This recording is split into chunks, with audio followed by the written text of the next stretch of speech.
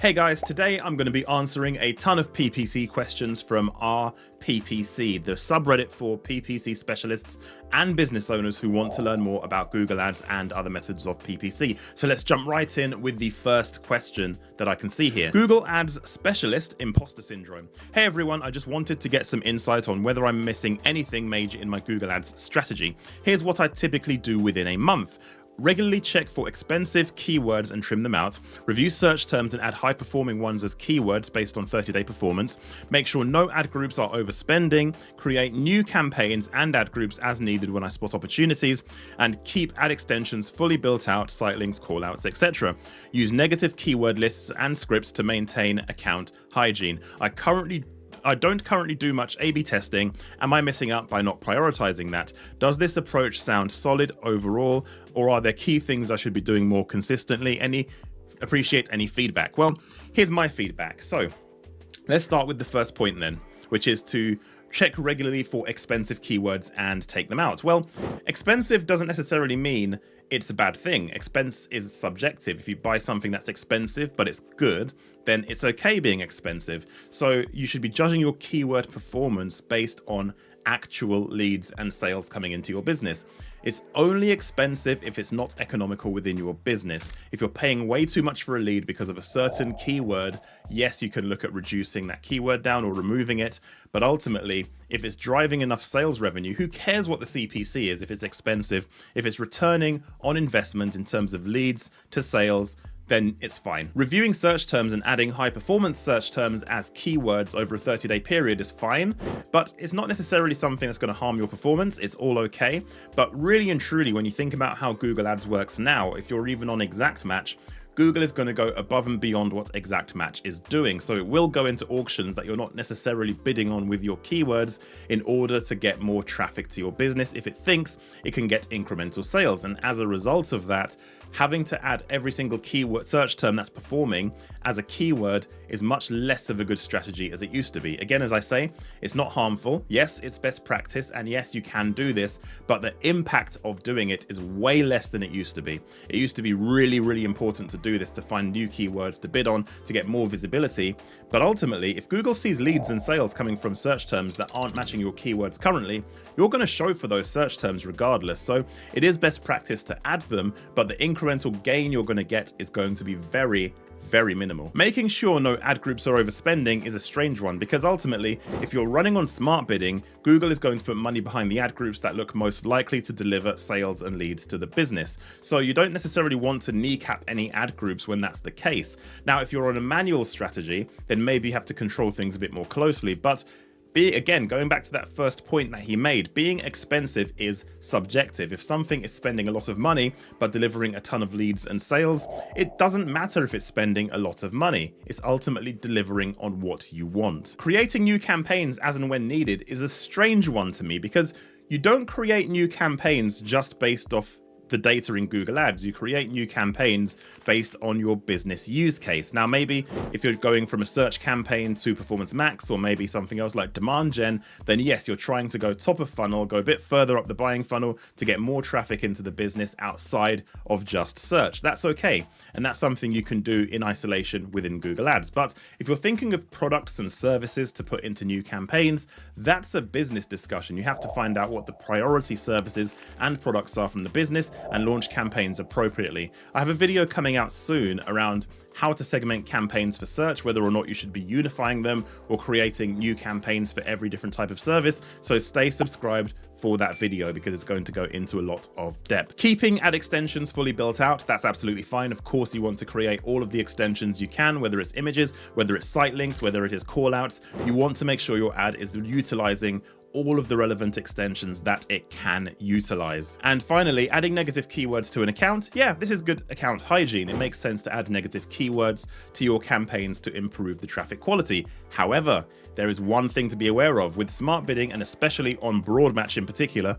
If you are running broad match, listen to this, because if you add negative keywords too aggressively to a broad match campaign, you can actually hinder performance. And why is that? Well, it's because broad match doesn't necessarily just care about the keyword itself, it also looks at the person searching and their behavioral intent. Now, sometimes that person with high behavioral intent to convert on your campaign doesn't necessarily type in exactly what you think they should be typing in. It might be a bit different, and sometimes it looks like something that's too generic, or maybe something that's not quite in line with the product or service you're offering. But yet, I have seen many accounts running on broad match where the search terms report looks like there shouldn't be any keywords on there that are converting, but a lot of these search terms that are very generic, very broad, are converting. And I could have added them as negatives if I was too aggressive with my negative strategy, but I held off and I got more conversions as a result. So my advice is add negatives, improve your traffic quality, but wait until you reach a threshold of performance before deciding whether or not a middle ground search term is going to go into your negative list. Give it a bit more time, because you might be surprised it could convert for you. So if I rate his approach, yeah, he's doing a lot of fundamental stuff that's really good, but there's a bit more thought needed around some of the more specific areas of his strategy. Next question. This is for my agency and freelancer guys. If you're listening, this one's for you. This is basically a question around demanding clients. How do you manage overly demanding clients? How do you deal with those clients who are just constantly picking at every tiny little thing? Like, why'd the CPC go up by 5 cents? Or why are impressions down 2%? It's driving me nuts. I'm spending way more time answering these nitpicky questions than it's actually worth the pay. I totally get why some agencies just lock clients out of the accounts. Now, straight away, first thing I'm going to say is any agency locking clients out of accounts, just stop. The guy spending money or the girl spending money on PPC, it's their data, their website. They're paying money into Google Ads from their bank. And if you're taking the money as the agency, it still doesn't matter.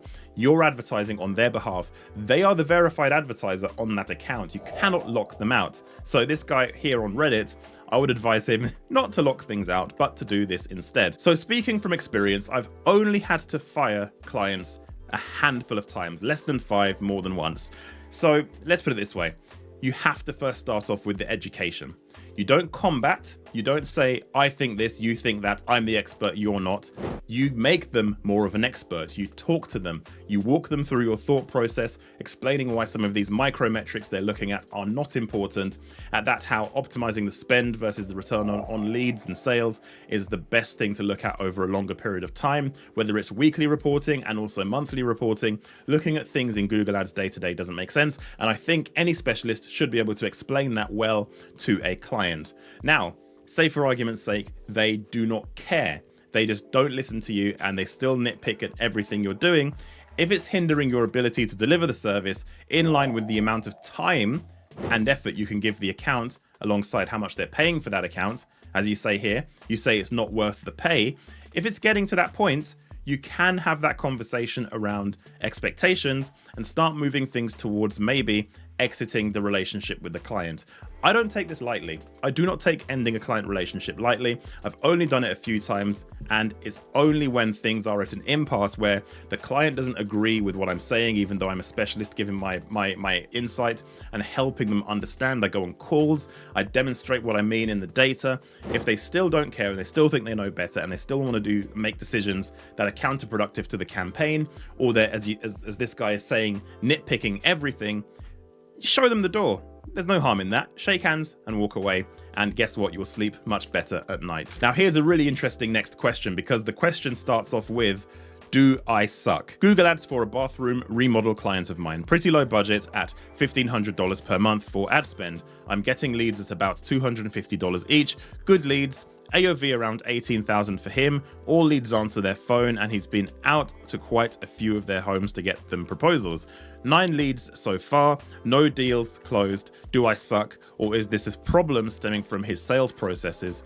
I'm new to this and the client is a friend. Well, the first thing you want to do in this situation is to check your search terms report, because that will give you some clues as to whether the traffic quality is correct. If the search terms don't match up with what you're promoting on site for the client, then that can be a problem. You need to look at how you're controlling the quality of traffic going to the website.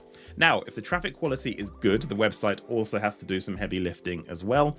With a website that explains clearly how the process works, what the service is, great examples of work, testimonials, reviews, all of that kind of stuff. If the website is up to scratch, then that's also a tick in the box. You've covered the search term quality, you've covered the website. So really and truly, when somebody goes to that site, they submit a form or pick up the phone to get in touch with the business, you've done your part. You've done your part. It's the qualified person. Now, what I will say to this is you have to also go to the client and understand why these leads aren't closing. If you go to the client and say, okay, I've delivered 9 leads, you haven't made any sales yet, why do you think that is? Now, you don't obviously want to be combative with this. You need to basically get the client into a mindset of processes around closing leads. What I mean by this is they should be able to explain to you why the leads haven't closed. They should be able to tell you explicitly why. How do they find this out? Well, they ask the customer, of course. They go to the customer and say, hey, we talked about your bathroom remodel. I can understand you don't want to go ahead. What are your reservations for this? It could be down to pricing. It could be down to the materials they use, the quality of the materials. It could be down to the service they offer. It could be down to a bad review. Ultimately, you want to get to the understanding of what the issue is with the client. Now, once you've got that information, if there's something around price sensitivity, you can take that information and you can put that into your ads. You can pre-qualify your traffic. So if the biggest argument, for example, is most people coming through cannot afford the service, you could put in a line in your ads, prices start from $10,000 or something like that to deter the cheapskates from clicking the ad. So there are things you can do in collaboration with the business owner. It's really important to keep that collaboration as the effort, because sometimes it looks like I've given you the leads, it's your job to close them. Make it collaborative, understand more about their business, understand a bit more about why these leads are not closing, and work with him with the tools you have within Google Ads and the website to help him close more leads. The next question is really interesting because it's something I do all the time, basically nearly every week at this point, is switching people from manual strategies to automated strategies. Here's the question. Switching to automated bidding from manual equals disastrous result. What's wrong? Hello community, I have a client who spends a significant amount on Google Ads, around 250,000 yearly on search only. It's a B2B SaaS business, something like a verticalized CRM with a pretty high CLV. We weren't getting a ton of conversions, around 25 to 50 a month, but since it's high ticket, it still made sense. For years, manual CPC was working great. Since the end of last year, the performance just went down the drain, almost no conversions. Therefore, we are trying, since 3 months now, more automated methods relying on the great Google.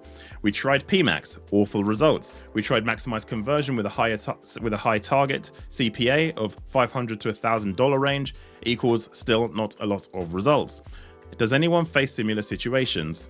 They've gone on to give some hypothesis, but what I'm going to say here straight away is transitioning a large account from a manual strategy to an automated strategy is a lot of work.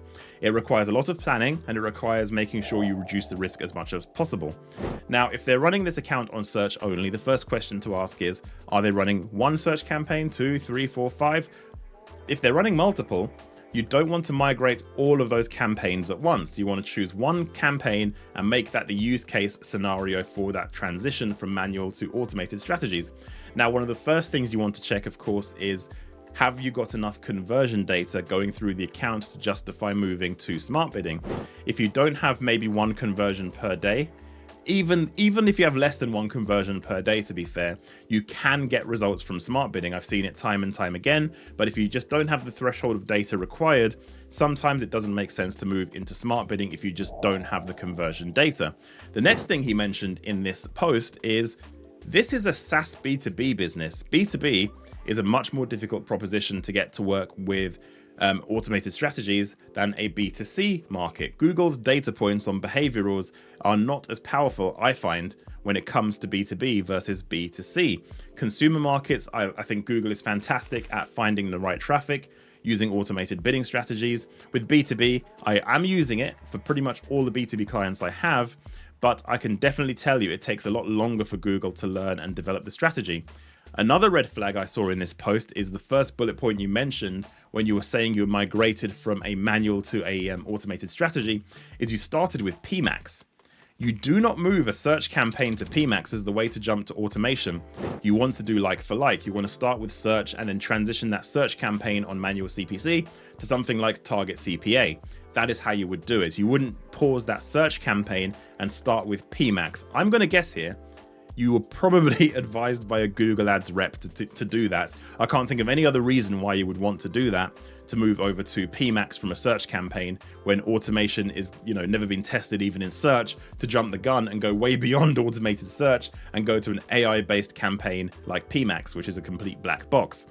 That's a massive issue there. I'd imagine that's probably the core of the issues you had. And then there's a panic that sets in. You go back to search, you don't give it enough time, you don't recapture the results you got on manual strategies, and you panic and fold. And that can happen sometimes. You have to plan these things very carefully, do it in segments, and test it as you go along.